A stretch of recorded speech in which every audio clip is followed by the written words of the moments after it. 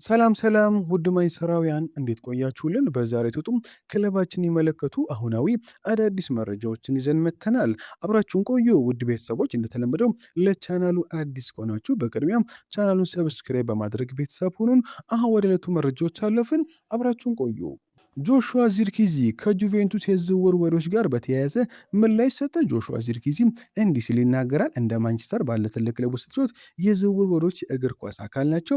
ወሬዎችን አይቻል፣ ነገርም የትኩረት ሁልጊዜም በየቀኑ ራሴን ማሻሻልና ቡድኑ ስኬታማ እንዲሆን መርዳት ላይ ነው ብሏል። በእርግጥ ጁቬንቱስ ድንቅ ታሪክ ያለው ታላቅ ክለብ ነው። እናም እንደዚህ ያለ ክለብ ለአንተ ፍላጎት ሲኖረው እጅጉን ያስደስታልም ብሏል። ነገርም በአሁኑ ሰዓት የኔ ቅድሚያ የሚሰጠው ጉዳይ በማንቸስተር መቆየት ብቻ ነው ብሏል። ከተጫዋቾች ከስራ ባልደረቦችና ከደጋፊዎች ጋር አሁንም ጠንካራ ውይይት እንዳለኝ አስባለሁ። እንዲሁም ተፎካካሪነትና ድንቅ ፈተናዎች ቢኖሩም እዚህ ባለኝ ጊዜ በጣሙን ደስተኛ ነኝም ብሏል። ማንኛውም ጮች በሜዳ ላይ የመጫወቻ ደቂቃ ማግኘት ይፈልጋል። ነገር ግን አስቸጋሪ ጊዜያት የበለጠ ጠንክሯል ብዬ አምናለሁ። የኔ ምኞት ለቦታ የመታገል ምን ማድረግ እንደሚችል ማሳየትና ክለቡን ወደዚህ ለማምጣት ያሳየብኝን እምነት በስራ መመለስ ነው ብሏል። በእግር ኳስ ምንም ይሁን ምን የኔ ትኩረት በትጋት መስራት፣ ሙያዊ ብቃቴን መጠበቅና ክለቡ በሚፈልገኝ ጊዜ ሁሉ ለታላቁ ማንቸስተር የሚጠበቅብኝን ሁሉ መስጠት ነው ብለዋል። ዴቪድ ቤካም ማንቸስተር ዩናይትድ የቡድኑ ፈርናንዴዝን ተተኪ ቀድሞ ማዘጋጀት እንዲጀምር አሳሰበ። ዴቪድ ቤካም ሲናገር እንዲህ ይላል። ቡርኖ ፈርናንዴዝ ለበርካታ ዓመታት ከማንቸስተር ተጽዕኖ ፈጣሪ ሰዎች አንዱ ነበር። የእሱ መሪነት፣ ፈጠራና ወጥ የሆነ ብቃት በጣም ዋጋ ያላቸው ናቸው። ነገርም ክለቡ ስለመጪው ጊዜ ማሰብ አለበትም ብሎ አንድ የእግር ኳስ ክለብ ሊሰራው የሚችሉት ትልቁ ስህተት አንድ ቁልፍ ተጫዋችን ለቆ እስኪወጣ ድረስ ተተኪ መፈለግን ማዘግየት ነው። ጊዜው ሲደርስ የሽግግር ሂደቱም ለስላሳ እንዲሆን ቀጣዩ ተጫዋች ቀድሞ ተለይቶ መታወቅና ከቡድኑ ጎን ሆኖ መማር አለበትም ብሎ ዩናይትድ ሁልጊዜም ቢሆን በጥሩ ብቃታቸው ላይ የሚገኙትን ነገሮች ቀድሞ ሲያቅዱ እንጂ ዘግይተው ውሳኔ ሲሰጡ አናውቅም። ቡርኖ ፈርናንዴዝን መተካት ቀላል አይሆንም። ነገር ግን ከሱ በኋላ ላለው ጊዜ መዘጋጀት መጀመር ያለባቸው አሁኑ ነው ብሎ ረፍዶ ከአቅም በላይ ከሆነ በኋላ መሆን የለበትም ሲል ዴቪድ ቤካም ተናግረዋል። ሪዮ ፈርዲናንድ ማይክል ካሪክ ለማርከስ ራሽፎርድ በማንቸስተር ሌላ ዕድል መስጠቱን አመላካች አስተያየት ሰጠ። ጋዜጠኛው ኢኔዮስ ራሽፎርድን ለመሸኘት ተዘጋጅቶ ነበር፣ ካሪክ ለምን በሩን ክፍት አደረገለት ሲል ይጠይቋል። ሪዮ ፈርዲናንድም እንዲህ ሲል ይመልሳል። ነገሩ ቀላል ነው። በአሁኑ ሰዓት ከሱ የተሻለ የክንፍ መስመሮች በክለብ ውስጥ የለንም። ኩኛ አይደለም፣ አማድ አይደለም እና በፍጹም ዶርጉም ቢሆን አይሻለው። ከራሽፎርድ ጋር ሲሆኑም ለዋንጫ የሚፎካከሩ ቡድን ይሆናሉ። ይህ ምንም የሚያጠራጥር የሚያሳስብ ነገር አይደለም ብሏል። ስለ ማርከስ ራሽፎርድ በማንቸስተር ስለሚኖር ወደፊት ሁኔታና የሪዮ ፈርዲናንድን ሁኔታ እናንተ ምስቲ አስተያየት ስጡበት። ሩበን አሞሪም በመጨረሻም ስለ ክለባችን ምላሽ ሰጡ። ሩበን አሞሪም በመጨረሻም ስለ ሰር ጂም ራትክሊፍ የቃል ማጠፍና ቃል ማፍረስ ዝምታውን ሰበረ። ሰር ጂም ራትክሊፍ በሚዲያው ፊት ቆሞ ለረጅም ጊዜም ፕሮጀክት ትክክለኛው ሰው እኔ መሆኔን ሲናገር አምኜው ነበር፣ ምናልባትም ስህተቴ ያ ሳይሆን አይቀርም ብሏል። በእግር ኳስ ንግግር ቀላል ነው፣ እውነቱ የሚናገሩት ግን ድርጊቶች ናቸው ብሏል። ዩናይትድ በ6 ወራት ውስጥ እንደማይገነባ ስላወኩኝ ጫናውን ተቀብዬም ነበር። በእግር ኳስ ውስጥ ያለ ማንኛውም ሰው ይህንን ያውቃል። አሰልጣኝ ባህሉን፣ አስተሳሰቡና ስብስቡን በአንድ ጀንበር እንዲቀይር ጠይቀህ ፕሮጀክቱን ሳይጀመር እንኳን ልትፈርጅበት አትችልም ብሎ እኔን ያሳዘነኝ ስራዬ ማለት አይደለም። እያንዳንዱ አሰልጣኝ ያቀል ሊመጣ እንደሚችል ያውቃል። እኔን ያሳዘነኝ በትዕግስትና በድጋፍ ዙሪያ የተሰጡ ቃላትን ሰምቼ ትችቱ ሲበረታ ግን ቃላቱ በሙሉ ተነው መጥፋታቸውም ማየቴም ነው ብሏል። ይህ ረጅም ጊዜ እቅድ አይደለም፣ ይልቁንም ድንጋጤና ሽብር እንጂ ሲል ተናግሯል። ለዓለም አቀፍ ማህበረሰብ አሰልጣኛችሁ የማይነካ እንደሆነ የምትናገሩ ከሆነም አስቸጋሪ ጊዜያት ሲመጡም ከጎኑ ቁሙ፣ ያለበለዚያ ልትጠብቁት የማትችሉትም ቃል አትግቡም ብሏል። ይህም የአሰልጣኙን ያህል የክለቡንም ተአማኝነት ያበላሸም፣ ለውጤቶቹ ሙሉ ኃላፊነት ወስዳሉ፣ ከዚህ በፍጹም አልሸሸም። ነገርም የመጀመሪያው አውሎ ንፋስ ሲመጣ ሁሉም ነገር የምትቀይሩ ከሆነ ለሰዎች ስለ መረጋጋትም ተረት አትንገሩም ብሏል። ውሳኔ ሰጪዎቹ ሰዎች ከሌላው ሰው ጋር የሚጠብቁትን ያህል ትዕግስት ማሳየት ካልጀመሩ በስተቀር ዩናይትድ ወደ ድል አድራጊነት ሊመለስ አይችልም ብሏል። ደጋፊዎቹ እውነቱን ማወቅ ይገባቸዋል። ጫናው በጨመረ ቁጥር ክለቡ አቅጣጫውን የሚቀይር ከሆነ በዚያ ክለብ ውስጥ ምንም አይነት አሰልጣኝ ሊሳካለት አይችልም ብሏል። በጊዜያዊ እምነት ላይ ድል አድራጊ ቡድን መገንባት አትችልም ሲል ሩበን አሞሪም ተናግረዋል።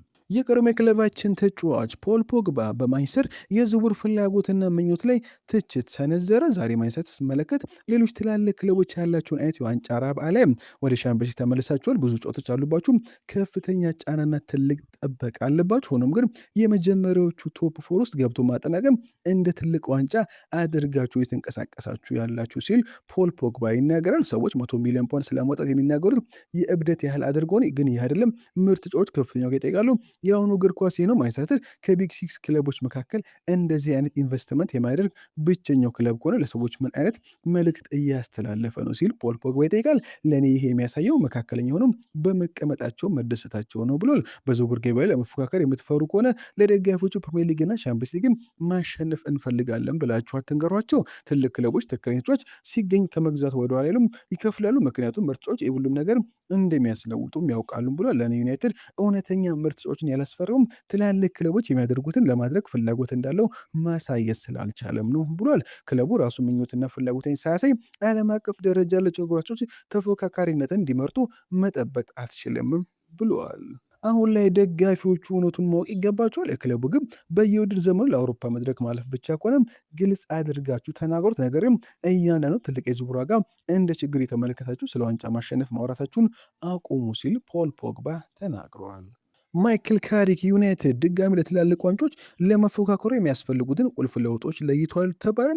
ማይክል ካሪክ የዩናይትድ ትልልቅ መፍትሄዎች ሙሉ በሙሉ አዲስ ቡድን ከመገንባት ይልቅ አሁን ባለው ስብስብ ውስጥ ይገኛል ብሎ ያምናልም ተብሏል። ግልጽ የሆነ የታክቲክ ማንነት መፍጠርና ወጥ የሆነ ብቃትን በመገንባት አሁን ያሉት ተጫዋቾች አቅም ማሳደግ ይፈልጋልም ተብሏል። የመሃል ሜዳውን በማጠናከር ወጣት ተጫዋቾችን በማበልጸግና ቡድኑ ጨዋታዎችን በበላይነት ለመቆጣጠር የተሻለ ዝግጅት እንዲኖር በማድረግ ላይ ትኩረት አድርጓልም ተብሏል። ተችላይም በወጣው ዘገባ መሰረት ከፕሪሚየር ሊጉ ከፍተኛ ክለቦች ጋር ያለውን ልዩነት ለማጠብ ብልህነት ያለው ዝውውርና የተጫዋቾችን እድገት ወሳኝ እንደሆንም ያመለክታሉ ብለዋል። አርጀንቲና እንግሊዝን ካሸነፈች በኋላ ሊሳንድሮ ማርቲኔዝ ጥንቃቄ ለማድረግ ሲባል በቼሸር በሚገኘው መኖሪያ ቤቱ የግል ጥበቃ ይመደብለት ነበርም ተብሏል። ታዋቂው ማርቲኔዝ ከዩናይትድ ደጋፊዎች ጋር ያለው ጠንካራ ግንኙነት ደጋፊዎቹ ለአርጀንቲና ተጫዋቾች ካላቸው ፍቅር አንጻር ሊጎዳ የሚችል አይመስልምም ተብለዋል።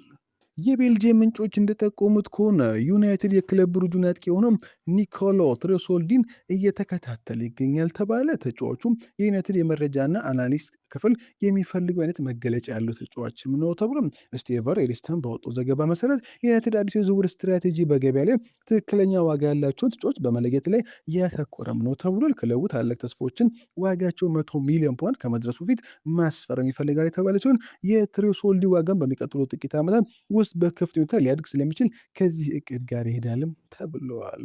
ማንቸስተር ታይለር አዳምስን ለማስፈረም ጥያቄ ለማቅረብ ዩናይትድ ታይለር አዳምስን ለማስፈረም ጥያቄ ለማቅረብ እያሰበ ነው ሲል አሌክስ ክሮክስ ዘግቦታል። በርንማውዝ ለታይለር አዳምስ እስከ 35 ሚሊዮን ፓውንድ ዝቅተኛ ዋጋ ለመቀበል ፈቃደኛ ነው የሚሉ ንግግሮች በትልልቅ የክለቡ ምንጮች ውድቅ ተደርገዋልም ተብሏል። እሱ በዩናይትድ የእጩ ዝርዝር ውስጥ ካሉት ሌሎች ስሞች አንጻር ሲስተም ርካሽ አማራጭ እንደሆነ ተደርጎ ይታያል ሲል አሌክስ ክሮክስ ዘግቦታል። የክለባችን አካዳሚ ኮከብ ኤሊያ ሃሪሰን ለ2026/27 የውድድር ዘመን በውሰት ግሪኖክ ሞርተንን ተቀላቀለ። ቪክተር ኦሲምሄን በዚህ ክረምት ከቱርኩ ክለብ ጋላታሳራይ የመልቀቅ ወሬዎች አሁን ላይ የወጡ ይገኛሉ ተብሏል። እንደ ቲምቶልክ ዘገባ ከሆነ ተጫዋቹም ከፍተኛ ደረጃ ባላቸው ውድድሮች ላይ መፎካከር የሚፈልግ ሲሆን ወደ ፕሪሚየር ሊግ መዘወሩም ከምኞቶቹ ዝርዝር ውስጥ ይገኛልም ተብሏል። ተጫዋቹ በቅርብ ወራት ውስጥ ከክለባችን ጋር በስፋት ስሙ ሲያያዝ የቆየ ሲሆን ዩናይትድ ለእሱ ጥያቄ ለማቅረብ ፈቃደኛ መሆን አለመሆኑ አሁን ላይ አይታወቅም ተብሏል። ቪክተር ኦሲሜን ከፍተኛ ደረጃ ያለው ተጫዋች ነው። ናይጄሪያዊ ተጫዋች በተለያዩ ሊጎች ውስጥ ራሱን ያስመሰከረ ከፍተኛ ደረጃ ያለው ተጫዋች ነው። ለቱርኩ ክለብ ቁልፍ ተጫዋች ሆኖ ከመመስረቱ በፊት በፈረንሳይና በጣሊያን የነበረውንም ጥራት ማሳየቱም ይታወሳል። ኦሲሜን በእግር ኳስ ዘመኑ ከፍተኛ ብቃት ላይ የሚገኝ በመሆኑም አሁን ላይ ተጫዋቹን ለማስፈረም በርካታ ክለቦች ፍላጎት አላቸውም ተብሏል።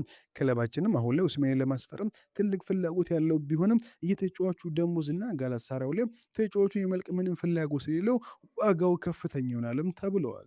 ማንቸስተር ዩናይትድ ስለ ጄጄ ጋብርኤል የሚነሱትን ጥያቄዎች በሚቀጥለው ውድድር ዘመን ይመልሳልም ተብሏል። ትልልቅ የገንዘብ ወጪ ከተደረገባቸው ክለብ ሲቀላቀሉ ሁልጊዜም ከፍተኛ ስሜት ይኖራል። ነገር ግን ለደጋፊዎች ተስፋ ያላቸው ወጣት ተጫዋቾች ከአካዳሚ አድርገው ዋና ቡድን ሲደርሱ ከማየት በላይ ምንም የሚያስደስት ነገር የለም። ጄጄ ጋብርኤል በእንግሊዝ ውስጥ ካሉ እጅግ ሳቢና ድንቅ ወጣቶች አንዱ እንደሆነ ሲነገር የቆየ ሲሆን የዩናይትድ አካዳሚ ኮከብ በ15 ዓመቱ ገና ወጣት እድሜው አስደናቂ የተመረጡ ችሎታዎችን ማሳየትም ችሏል። ከመጀመሪያው ቡድን ጋር ልምድ የሰራው ጋብርኤል ባለፈው ሳምንት ከሮዘንበርግ ጋር ለተደረገው የወዳጅነት ጨዋታ ወደ ቶተንሃም ከተጓዙ 25 ተጫዋቾች መካከል አንዱም ነበር። ለመጀመሪያው ቡድን የመሰለፍ ዕድል ቢያገኝም በአሁኑ ወቅት በማይክል ካሪክ ስር ከሚገኙት ዋና ዋና ኮከቦች ጋር ረጅም ጊዜ ማሳለፉ ብቻ ዋጋ ያለው ትልቅ ልምድ ይሰጠዋልም ተብሏል። ደጋፊዎች ጋብርኤልን መቼ በይፋ በይፋ ተፎካካሪ ጨዋታዎች ላይ እንደምነው ገና ካሁኑ እያሰቡ ይገኛሉ። በሚቀጥሉት ዘመን የሀገር ውስጥ የዋንጫ ውድድሮች የመጀመሪያ ዙሮች ላይ እድል ሊሰጡ የሚችልበት አጋጣሚም አለም ተብሏል። ጋብርኤል እስከ ጥቅምት ወር ድረስ 16 ዓመት የሚሞላ በሆኑ በሚቀጥሉት ዘመን እሱን ወደ መጀመሪያው ቡድን ማሰለፉ በጣም ገና ነው ብሎ ያስባሉ። የ2026/27 ዘመን ለጋብርኤል የመጀመሪያው ቡድን ጨዋታ ለማድረግ በጣም ገና ነው ወይስ አይደለም በሚለው ላይ የእናንተን አስተያየት እንድትሰጡን እንፈልጋለን። ማይክል ካሪክ ባለፈው ውድድር ዘመን ከነበሩት የዩናይትድ ትላልቅ ችግሮች ለአንዱ አሁን ሁለት አዳዲስ መፍትሄዎችን አግኝቷል ተባለ። ባለፈው ውድድር ዘመን ዩናይትድን ሲያሰቃይ የነበረው ችግር አሁን መፍትሄ ሊያገኝ ይችላልም ተብሏል። ለማይክል ካሪክ ሁለት አዳዲስ አስደሳች አማራጮች አሁን ላይ ተሰጥቶታልም ተብሏል። ዩናይትድ ባለፈው ውድድር ዘመን በሙሉ እንቅፋት የሆነበትን ደካማ ጎን ለመቅረፍ በሚያደርገው ጥረት ለማይክል ካሪክ ሁለት ሊሆኑ የሚችሉ መፍትሄዎች አሁን ላይ ተሰጥቶታልም ተብሏል። ዩናይትድ አዲሱ የማጥቃት መስመር ጥምረት ቤንጃሚን ሴስኮ፣ ማቲያስ ኩኛና ብሪያም ምቤሞ አብዛኛው የሚያስደምም ቢሆንም አንድ ጎልቶ የሚታይ ችግር ግን አሁንም አለ። እሱም በማጥቃት መስመር ላይ የፍጥነት እጥረት መኖሩም ነው። ይህ ጉድለት በተለይም ኩኛ አብዛኛውን ጊዜ በሚጫወትበት በግራ ክንፍ መስመር ላይ በግልጽ ይታይም ነበር። ብራዚሎች በኦልድ ትራፎርድ በነበረው የመጀመሪያው ወደ ዘመን 10 ጎሎችን በማስቆጠር 4 ለጎል የሚሆኑ ኳሶችን አመቻችቶ በማቀበል እጅግ ጥሩ ዓመትን ያሳለፈ ቢሆንም ስኬታማ ዝውውር አልነበረም ብሎም የሚከራከር ሰውም አነስተኛ ነበር። ሆኖም የኩኛ ጨዋታ ከተፈጣሪነትና ፈጣን ፍጥነት ይልቅ በቴክኒክ ብቃትና በእንቅስቃሴ ላይ እየተገነባ በመሆኑ ዩናይትድ በሰፊው ሜዳ ክፍል እውነተኛ የፍጥነት ስጋት እንዲያጣም አድርጎታል። ይህ ደግሞ ጨዋታዎችን ክፍት የሚሆኑበትና ከተከላካይ ጀርባ በመሮጥ የተጋጣሚ ተከላካይ ድንገት መያዝ የሚችል ጨዋታ በሚያስፈልግበት ጊዜ ዩናይትድ አማራጮች እንዲቀንስበት አድርጎትም ነበር። በትክክል ያንን ማቅረብ የሚችል አንድ ተጫዋች አሁን ላይ ማርከስ ራሽፎርድ ሲሆን እሱም በባርሴሎና የነበረበትን የውሰት ጊዜ አጠናቆ ወደ ክለባችን ለመመለስ የተዘጋጀም ይመስላል። ስለሆነም ለማይክል ካሪክ ከሁለቱ መፍትሄዎች መካከል አንዱን የተባለው ማርከስ ራሽፎርድም ነው። ሁለተኛ ላይ የተቀመጠው የክለባችን አዲሱ ፈራሚ ታይናን ቶምሰን ነው። በታይናን ቶምሰን አማካኝነት ሌላ የፍጥነት አማራጭ ዩናይትድ ሊኖሩ ይችላልም ተብሏል። የ18 ዓመቱ የክንፍ ተጫዋች በዚሁ መጀመሪያ ላይ ከቶተንሃም በ4 ሚሊዮን ፓውንድ በብቃት የተመሰረቱ 4 ሚሊዮን ፓውንድ ተጨማሪ ክፍያዎችን ጨምሮ ክለባችንን መቀላቀሉ የሚታወሳል። ቶምሰን በዚሁ ውድድር ዘመን በካሪክ የመጀመሪያ ቡድን እቅድ ውስጥ ይካተት አይካተት ገና የሚታይ ቢሆንም የእሱ አስደናቂ ፍጥነትና ተከላካዮችን የመጋፈጥ ፍላጎት ሳቢ ተጫዋች አድርገዋልም ተብሏል። እንደ ራሽፎርድ ነው እሱ የተለየ ማጥቃት ባህሪ ያለው ሲሆን ዩናይትድ ባለፈው ውድድር ዘመን አንዳንዴ ያጣውን አይነት የተጋጣሚ መከላከል የመስመር ብቃት ሊሰጥም ይችላልም ተብሎ የቶምሰን ዝውውር አይደን ሄቨን በጥር 2005 ከነበረው ዝውውር ጋር ተመሳሳይነት አለው የተባለ ሲሆን የመሀል ተከላካዩ ከአርሰናል አካዳሚ በ18 ዓመቱ በ1.5 ሚሊዮን ፓውንድ ዩናይትድ ተቀላቀለ ሲሆን ከዛ ጀምሮ 24 የመጀመሪያ ቡድን ጨዋታዎችን መጫወትም ችሏል። ቶምሰን የእንግሊዝ ወጣቶች ብሔራዊ ቡድን ተጫዋች ሲሆን ባለፈው ውድድር ዘመን ከቶተንሃም ከ18 እና ከ1 ዓመት ሲቡሩት 13 ጎሎችን ሲያስቆጥር 6 አሲስት ማድረግም ችሏል። ፓትሪስ ኤቭራ የማንቸስተር የዚህ ክረምት ምኞትና አቅጣጫ አስመልካች አስተያየት ሰጠ። ማይክል ካሪክ ለምን ኤሪክ ቴን ሃግና ሩበን አሞሪም ያገኙትን አይነት የገንዘብ ድጋፍ ማግኘት አልቻለም ሲል ይጠይቃል። ዩናይትድ የሚፎካከርባቸው ክለቦች ብቃታቸው እየተረጋገጠና ልምድ ያላቸው ተጫዋቾች እያስፈሩ ባሉበት ወቅት ወጣት ተጫዋቾችን በማበልጸግ ረገድ ጠንካራ ስም ያልገነባው ዩናይትድ ግን ለወደፊቱ በሚሆኑ ተጫዋቾች ላይ ኢንቨስት እያደረገም ነው ብለዋል። ትላልቅ ክለቦች ምርጫዎችን እያስፈረሙ ነው፣ ዩናይትድ ግን ያንን እያደረገ አይደለም ሲል ፓትሪስ ኤቭራ ተናግሯል። ኒማንያ ቪዲች ዩናይትድ በዚህ ክረምት ለመሃል ተከላካይ ቅድሚያ ለመስጠቱን ተመልክቶ አስተያየት ሰጠ። ጋዜጠኛው ዩናይትድ በዚህ ክረምት ለመሃል ተከላካይ ቦታ ቅድሚያ የሚሰጥ አይመስልም፣ ይህ አደጋ የለውም እንዲህ ሲል ኒማንያ ቪዲች ይጠይቋል። ኒማንያ ቪዲችም እንዲህ ሲል ይመልሳል። አደጋ አለው ብዬ አስባለሁ። ሁሉም ሰው ጤነኛ ሆኖ ቢቆይ ኖሮ ምንም ችግር አልነበር። ዋናው ችግር ግን ጤነኛ ሆነው አለመቆየታቸውም ነው ብሎም እግር ኳስ ኦገስት ላይ ምርጥ 11 ስብስብህ ምን እንደሚመስል አይገልጹም። የሚገልጸው መጋቢት እና ሚያዝያ ላይ በሜዳ ላይ ማን ዝግጁ ሆኖ ይገኛል የሚለውም ነው ሲል ተናግረዋል። ሮይ ኪን ስለ ማይክል ካሪክ ተጠይቆ እንዲህ ሲል ይመልሳል። ጋዜጠኛው ማይክል ካሪክ ስራውን በትክክል ማጠናቅ ይችላል ወይ ሲል ሮይ ኪን ይጠይቋል። ሮይ ኪን ደግሞ ምስጋና ለሚገባው ምስጋና መስጠት ያልፈልጋል። ቡድን ወደ ቻምፒየንስ ሊግ መልሷል፣ ነገር ግን እዚያው ጸንቶ መቆየት ከጮች ጋር ጨካኝ መሆን ይጠይቃልም ብሏል። እሱ ደግሞ በቂ ጨካኝ ነው ብዬ አላምንም፣ እሱ በጣም ርኅሩህ ደግ ሰው ይመስለኛል ሲል ተናግሯል። ፖል ስኮልስ ዳኒ ዊልቤክ ቼልሲን መቀላቀሉን ተከትሎ አስተያየት ሰጠ። ጋዜጠኛው ቼልሲ ዊልቤክን ስለማስፈረሙ ምን ታስባለህ ሲል ይጠይቋል። ፖል ስኮልስም እንዲህ ሲል ይመልሳል። የራሳቸውን ልጅ በ35 ዓመቱ አሁንም ወደ ትልልቅ ክለቦች የሚደረጉ ዝውውሮችም የሚያካሄድ ሆኖ እያለ ዩናይትዶች ግን አስተማማኝ አጥቂዎችን ሲፈልጉ ዓመታትን አሳልፏል። አንዳንዴ የእጅን ካላጣው በስተቀር ዋጋው አይገባህም ሲል ፖል ስኮልስ ተናግሯል። ሪዮ ፈርዲናንድ ማንቸስተር ዩናይትድ በሚቀጥለው ዓመት ልምድ ያለው አጥቂ ሊያስፈርም ስለመቻሉ አስተያየት ሰጠ። በዚህ ውድድር ዘመን ሴስኮና ዚርክዚ ማሊያው በእጃቸው አስገብቷል። ነገርም እኔ ከምሰማው መረጃ አንጻር ዩናይትዶች አሁንም አጥቂ የሚያስፈልጋቸው ከሆነ በሚቀጥለው ክረምት በሙሉ አቅማቸው ወደ ማን እንደሚሄዱ አሁን ያውቃሉ። ያ ስም ቪክተር ኦሲሜሄን ነው ብሎ እሷን የሚያደርገውን ነገር ይዞ የሚቀጥል ከሆነ ወደዚህ ለመዘወር ፍላጎት አለው። ዩናይትድ ወደኋላ